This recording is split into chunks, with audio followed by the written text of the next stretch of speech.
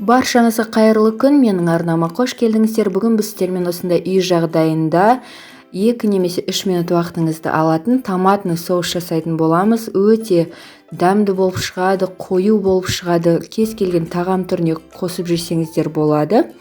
Сондықтан видеоның соңына дейін қарап менімен бірге жасап көріңіздер. Менің қазақша контенттегі каналымды қолдап, менің каналыма жазылуды ұмытпаңыздар. Және де қоңырау белгісін басып өтіңіздер. Менің келесі видеоларымды алғашқы болып көретін боласыздар. Мұнда бізге керек заттар осындай балғын кинза, томат пастасы, тұз, қара бұрыш, ыстық су және бөлме температурасындағы су керек болады.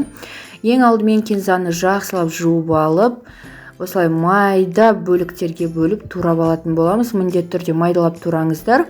Немесе блендерде езіп алсаңыздар да болады. Маған осылай пышақпен майдалап тураған ыңғайлы болды. Мұны барлығын турап алдым. Енді шұңғыр ыдысымызға кинзамызды салатын боламыз.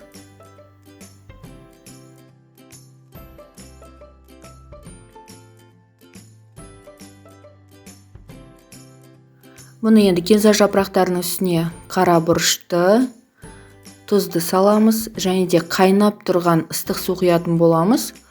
Қайнап тұрған ыстық су құйған себебіміз, кинзаға ыстық су құйсаңыздар, кинза өзінің өте әдемі иісін одан ары шығаратын болады, сондықтан да біз ыстық су құятын боламыз.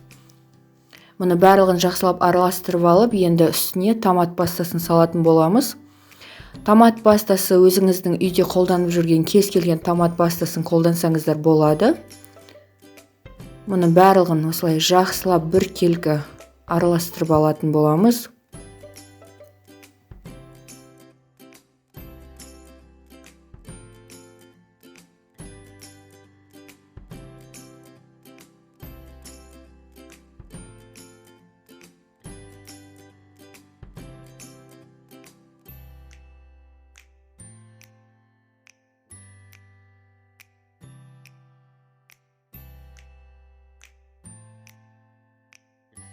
Мұны қараңыздаршы, бар жоғы 2 минуттың ішінде бізде осындай өте әдемі түсті, өте қою болып шығатын және де ортасында кинза жапырақтарының түйіршіктері бар. Осындай керемет томатный соус шықты. Сіздер де менің дәл осы рецептімді сақтап алып, үй жағдайында жасап көріңіздер, сіздерге де ұнайтын болады. Менің дәл осы видеомен басқа чаттарда бөліссеңіздер болады. Мен өте қатты қуанып қаламын. Мұны осындай керемет томатный соус шықты бізде. Менің каналыма жазылып кетуді ұмытпаңыздар. Назарларыңызға үлкен рахмет.